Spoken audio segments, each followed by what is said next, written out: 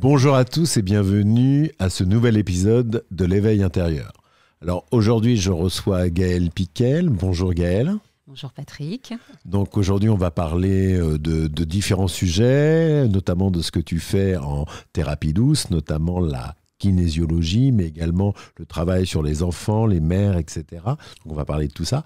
Mais avant cela, je vais te demander, Gaëlle, de nous dire qui tu es. Oui, donc je suis Gaëlle Piquel, kinésiologue installée à Savenay depuis 2008-2009. Et donc j'accompagne toutes les problématiques autour de l'enfant dans les difficultés de concentration, d'apprentissage, dans tout ce qui est en lien aussi avec la gestion des émotions et la gestion du stress. Ouais. Alors, je crois que pour devenir kinésiologue, il faut faire des formations. Quel est un petit peu ton parcours jusqu'à présent pour en arriver là? Qu'est-ce que tu as fait pour devenir kinésiologue, en fait? Oui, alors déjà, ça a été une reconversion professionnelle. Et là, vraiment, tout m'amenait à l'accompagnement. Voilà. Après, l'accompagnement est arrivé par la kinésiologie, où moi, j'ai pu tester par moi-même les bienfaits de certaines transformations. Là, c'était tout simplement sur de la lecture, mais pour moi, ça a été vraiment quelque chose de très révélateur, de pouvoir se dire « Ah, je n'arrive plus à me concentrer », et d'un seul coup, je deviens quelqu'un qui est concentré sur sa lecture. Et pour moi, ça a vraiment été un tilt important, en me disant « Waouh, si on peut changer ça, mon Dieu, on peut changer tellement de choses ». Voilà, donc c'est comme ça que je suis rentrée dans cette formation. Et cette formation, ça vient aussi peut-être d'un bilan de compétences, parce que quand on est en reconversion, on doit faire un peu ce travail-là. Et toi, tu as découvert par ce bilan de compétences, je suppose, des ouvertures vers le service aux autres, l'aide, le soutien, etc. Vers l'accompagnement aux autres, oui. Voilà. Et c'est comme ça que tu as choisi cette voie-là. C'est comme ça que j'ai choisi. Ouais. Alors, c'est vrai qu'il y a beaucoup de sujets différents en thérapie douce. On parle de sophrologie, on parle de kinésiologie, il y a vraiment beaucoup de sujets. Quelle est vraiment l'idée de la kinésiologie, toi, quand tu as fait cette formation, après l'avoir testée? Qu'est-ce que ça apporte de différent? Qu'est-ce qui amène? On travaille les émotions, on travaille quoi avec la kinésiologie? Il y a différents domaines qui peuvent être abordés. Il y a un grand domaine qui est l'éducation kinesthésique, qui est en lien vraiment là avec les difficultés d'apprentissage. Donc là, on va accompagner des enfants qui vont être dans des difficultés de concentration et souvent derrière ça, des difficultés avec l'écriture, avec la lecture, le fait de pouvoir rester tranquille, assis sur une chaise, par exemple. Et donc là, c'est vraiment nous, l'aspect corporel qu'on va regarder. Donc, je suis formée également au développement des réflexes archaïques, qui sont les mouvements réflexes du bébé. Et ces réflexes-là, on les regarde forcément en lien avec les apprentissages, mais certains peuvent être encore gênants parce que ça permet de... Voilà, le crayon est mal tenu parce que les muscles ne serrent pas suffisamment le crayon et que ça va être tout le reste du corps qui va se contracter, par exemple. C'est un des exemples. Et certains réflexes peuvent encore gêner l'enfant à pouvoir rester assis tranquillement sur une chaise. Enfin, voilà, ça peut créer des mouvements involontaires qui nous, comme ça, au regard d'adulte, qui emmènent des difficultés de concentration. Alors, il n'y a pas que les enfants qui utilisent la kinésiologie. Je pense qu'il y a des adultes aussi. Ils vont aller vers la kinésiologie pour quelles raisons? Alors là, ça va être plus en lien avec le stress. Peut-être un stress ou des personnes qui vont être dans de l'anxiété, qui sont présents en eux depuis très très longtemps. Parfois, c'est toute une vie à vivre de cette façon-là, et qui en ont marre en fait de ça, de vivre comme ça, et qui recherchent des solutions, et qui recherchent à se faire accompagner à ce niveau-là. Donc vraiment, on est en lien. Donc vraiment, la gestion du stress et la gestion émotionnelle, c'est vraiment un Donc ça peut amener des gens qui auraient des manques de sommeil, de l'anxiété, des non-prises de décision ou un état de fatigue. Je prends des exemples. Oui, complètement. Des personnes qui ont besoin de se faire accompagner pour retrouver une forme d'équilibre, en fait, parce qu'on peut être déséquilibré par plein d'événements dans nos vies. Et que émotionnellement, on peut se sentir vraiment traversé par ça et que ça peut être compliqué de se redresser. Et l'idée, c'est de les accompagner dans ce sens-là. Donc les accompagner à prendre du recul, les accompagner à mieux se comprendre, à mieux comprendre aussi leur fonctionnement, parce qu'en kinésiologie, il y a tout l'aspect, mais moi, qui je suis dans mon fonctionnement, ne serait-ce que cérébral, dans mon fonctionnement émotionnel, dans mes réactions, et puis parfois d'aller chercher les racines de tout ça, les programmes de tout ça qui sont à l'intérieur de nous. Et tout ce qu'on programme, en fait. Tout ce qu'on programme et qui est là depuis notre enfance. Et puis parfois, il y a eu des schémas qui se sont mis en place et c'est OK. qui ont été adaptés à un moment donné dans nos vies, mais qui ne le sont plus. C'est pour ça qu'il y a ces contractions, ces moments où on se sent plus bien dans notre vie. C'est un petit peu comme si on était dans une carapace trop petite pour nous et qu'on sent qu'il faut changer quelque chose. En fait, c'est là, à ce moment-là, que moi je vais intervenir pour un peu casser cette peut-être carapace, aller chercher le programme qui a été bien utile peut-être jusqu'ici, mais qui ne l'est plus à ce moment même. Et l'idée, voilà, on déprogramme et on reprogramme surtout un truc qu'on a envie, nous, pour nous-mêmes et notre vie future, quoi. D'accord. Ouais. Est-ce que tu as fait d'autres formations qui t'ont amené d'autres tiroirs, comme on dit, d'autres possibilités? Tout à fait. Alors, quelles sont ces formations? Moi, ça a été la découverte de l'EFT, qui est une technique vraiment magnifique de libération des émotions. Quand on est plein, bourré d'émotions encore stockées à l'intérieur de nous, ça apporte tellement d'apaisement. C'est vraiment les mots que sont utilisés en fait par mes clientes et mes clients. C'est vraiment, je trouve, de l'apaisement. C'est comme si, waouh, il y a quelque chose qui sort de moi là, qui me libère. Voilà, alors l'EFT, ça veut dire Alors, c'est technique de libération émotionnelle. Je ne vais pas te le dire en anglais. D'accord, ok. Ça doit être émotion. Voilà, c'est ça. Et donc, ça, il y a une technique spéciale pour que les gens puissent arriver à libérer un peu tout ce qui est émotionnel, si je comprends bien. C'est ça. Tout ce qui est stress. C'est ça, on se met en lien avec les émotions. Et à travers des tapotements sur des points d'acupressure, ça permet de libérer ces états émotionnels. D'accord. Et est-ce que tu as eu d'autres formations, d'autres tiroirs? On y va, on continue. Donc, je travaille en individuel, mais je souhaitais aussi développer des ateliers, voilà. Et comme je me sentais pas tout à fait outillée pour accompagner en groupe, je me suis intéressée au groupe de parole. Et là, je me suis formée au groupe de parole selon l'approche de Carl Rogers, qui est vraiment une approche d'écoute. Donc ça veut dire que c'est des ateliers, des groupes où les gens s'expriment sur un sujet. Est-ce qu'il y a des choses particulières Alors là, dans ce que moi je propose en atelier, c'est tout un parcours qui est en lien avec les états émotionnels et c'est devenir ami avec ses émotions, mais j'ai presque envie de dire c'est devenir ami avec son monde émotionnel en fait. Donc c'est... Quand est-ce qu'une émotion s'active? Il y a différents facteurs, il y a vraiment plein de facteurs qui s'activent en permanence à l'intérieur de nous qui peuvent déclencher des états émotionnels, qu'ils soient agréables ou désagréables d'ailleurs. Mais parfois, quand on est chargé de tout ça, on est mal avec tout ça. On peut porter beaucoup de culpabilité de ne pas savoir faire avec ce monde émotionnel. Et là, l'idée, c'est vraiment d'accompagner... Alors, voilà, c'est la porte d'entrée, c'est souvent les femmes, mais il y a quand même quelques hommes qui s'y intéressent. Mais comment je fais avec tout ce stress? Comment je fais avec toutes ces émotions? Parce que voilà, quand on a vécu une vie, on est porteur d'énormément de choses encore. Et d'apprendre à pouvoir se libérer de ça, de pouvoir se libérer dans un contexte sécure, dans un contexte où il va y avoir de l'écoute, du non-jugement. Ça permet cette libération-là et je le fais sur 8 mois parce que ça s'apprend, tout ça, c'est pas en un atelier qu'on va découvrir tout ce monde-là, qu'on va s'approprier ce que c'est, qu'on va s'approprier la libération, qu'on va s'approprier à s'activer dans des états émotionnels qui sont porteurs et non pas qui nous descendent vers le bas. Donc ça s'apprend et ça demande aussi de l'entraînement. Voilà. Et c'est pour ça que 8 mois me paraissent... Et les ateliers durent donc 8 mois, mais ces ateliers, il y a combien de personnes? Comment ça se passe exactement? Ce sont des... Excusez-moi. Ah, il y a un petit chat dans la gorge. Voilà, ça arrive de temps en temps. Alors, ce sont des petits groupes pour rester dans de l'intimité, de 5 à 6 personnes maximum. Voilà. Ils durent 4 heures, ces ateliers, une fois par mois. On se réunit avec forcément toujours des petites choses à faire entre les deux. Donc voilà, et on y trouve effectivement de la kinésiologie, on y trouve de l'EFT, on y trouve un espace de parole, un espace de réflexion, parce qu'on va aller scanner un petit peu tous les domaines de notre vie pour savoir où on en est.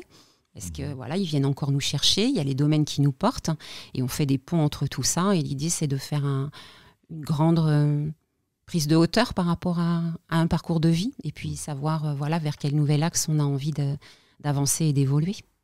Et est-ce que tu as fait d'autres formations depuis entre ces trois-là? Parce que là, c'est déjà pas mal. Non, c'est déjà pas mal. Entre kinésiologie, groupe de parole et l'EFT, je pense que ça donne quelqu'un qui a vraiment un parcours complet en thérapie douce pour aider son prochain, comme on dit. C'est ça.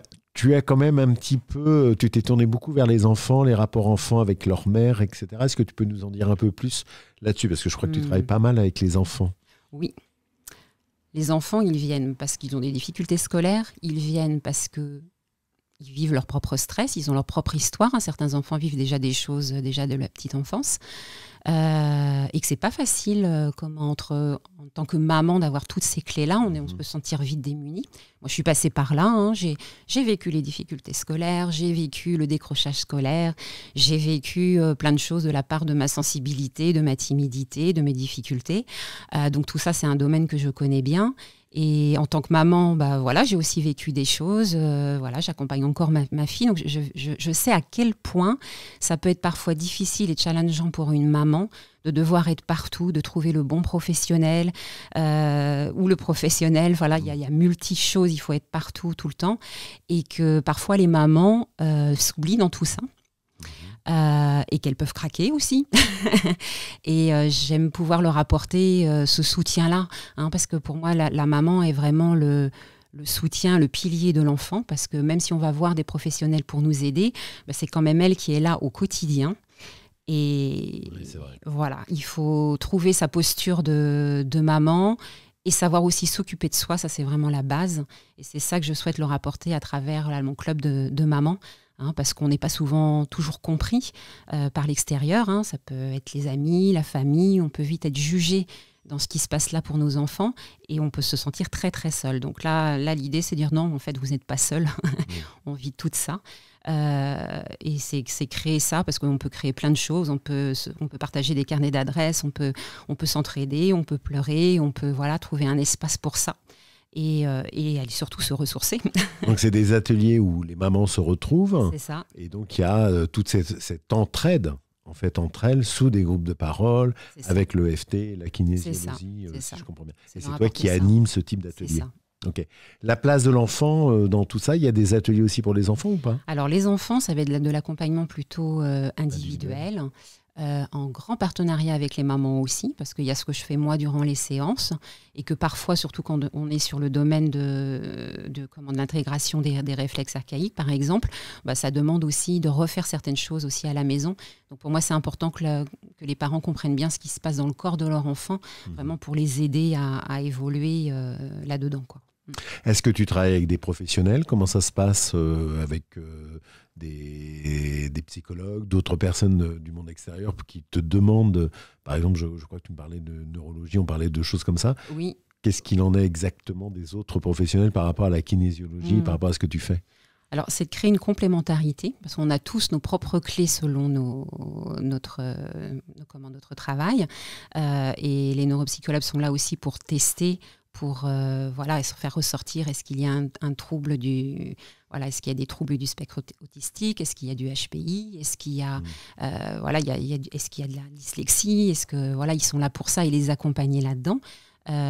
Et en fait, c'est de la complémentarité, parce que il y a des choses qu'elles vont faire, que moi je vais faire, que c'est ça, c'est trouver vraiment tout l'écosystème qui va pouvoir aider l'enfant. Voilà. D'accord. Et sur l'adulte, c'est pareil aussi? Ça arrive avec de la même manière que pour l'enfant? Parce que là, on parle beaucoup des enfants, parce que toi, tu as ce domaine-là, mais il y a aussi pour les adultes, je suppose que ça aide de la même manière. C'est ça, oui, complètement. Est-ce que ça permet à des gens, par exemple, à un adulte, d'avancer pour un changement de travail, parce qu'il y a des gens qui n'osent plus, qui n'avancent plus, qui voudraient, mais qui ne peuvent plus, qui sont dans un travail où ils se sentent mal? Est-ce que tout ça, ça peut aider, par exemple, au niveau émotionnel, stress et tout, pour les amener au changement? C'est un exemple. Hein. Oui.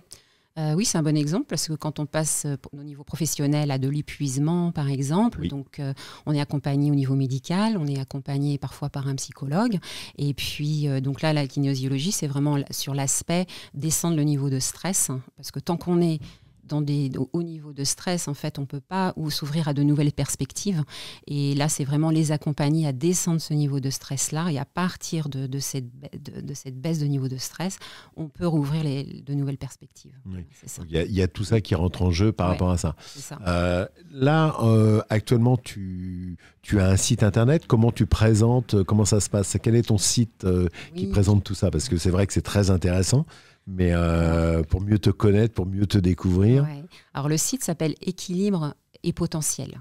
Tout attaché, équilibre. C'est équilibre-et-potentiel. Voilà. C'est un site internet de présentation de tes présentation. activités. D'ailleurs, il y aura une vidéo aussi où vous pouvez trouver ma présentation. Vous pouvez même vous inscrire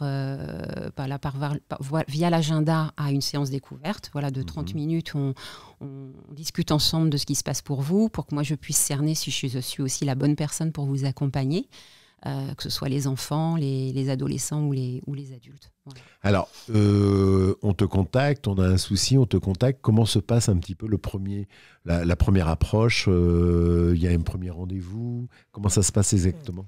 Alors déjà par téléphone, moi je prends des informations de savoir ce qui se passe pour la personne, ce qu'elle recherche. Et pour moi, je puisse vraiment scanner si effectivement c'est OK pour moi, je corresponds bien à sa problématique. Et ensuite, je leur propose un premier rendez-vous. Voilà. Et généralement, les accompagnements pour les adultes, c'est sur 3 séances, c'est-à-dire sur 3 mois. Voilà. Et après, des accompagnements qui peuvent être plus importants quand on a besoin vraiment de rentrer dans ce côté expérimenté, entraînement. Voilà. D'accord. Donc en fait, là, il y a une première approche. Les rendez-vous durent à peu près 1 heure. Comment ça se passe? En individuel? En individuel, pour les enfants, 1 heure. Voilà. Ensuite, quand on travaille sur le développement des réflexes archaïques, ça va être sur plusieurs semaines. Et pour les adultes, ce sont des séances d'1 heure et demie. D'accord, donc un peu plus longue. Un peu plus longue, ouais. D'accord. À partir de là, les gens ils peuvent continuer un parcours, ça dure quelques mois, ils vont aller mieux, c'est le but en tout cas. Ça. Et donc ça amène aussi des fois à des gens qui vont intégrer des ateliers, par exemple, ça peut être le cas? Ça peut, tout à fait. Ouais, sur certains sujets. Sur certains sujets. Les ateliers ont des sujets ou des thématiques particulières ou ils sont libres de parole ou de... Les ateliers, non, c'est le grand sujet, c'est devenir ami avec ses émotions sur ce parcours-là. Donc, c'est pas des thèmes particuliers. Il n'y a pas de donc, thème. C'est un thème général et à partir de là... Le thème, c'est l'individu. Oui, bien sûr. Ouais. Okay. Tu reçois à quel endroit donc, à Savenay. C'est en Loire-Atlantique. En Loire-Atlantique, voilà, c'est ça. On peut te contacter assez facilement avec on trouve toutes le les site. Informations sur le site. Ouais. Voilà. Alors, je crois que tu fais régulièrement des salons de présentation, des salons de bien-être. Je crois qu'il y a un prochain salon qui se fera sur justement Savenay. Oui, tout à fait. Et qui aura lieu, je regarde mes notes, le 13 et 14 avril. C'est bien ça. Donc, on peut te retrouver à ce salon-là pour prendre plus de renseignements. Complètement, oui, voilà. Et échanger ensemble. Est-ce que tu fais d'autres salons, Non, pour l'instant, c'est ce qui est prévu. Voilà, c'est ce qui est prévu là. D'accord, ok. Donc, on te contacte très facilement. Je renote sur le site. Alors, c'est équilibre-et-potentiel.fr. Voilà, et on peut avoir tous les renseignements te concernant sur tout ce que tu fais pour aider les autres à avancer sur leur chemin. C'est bien ça. Bon, écoute, merci beaucoup. Merci d'avoir accepté cette invitation. Et je te souhaite une très belle journée. Merci Patrick pour cette invitation.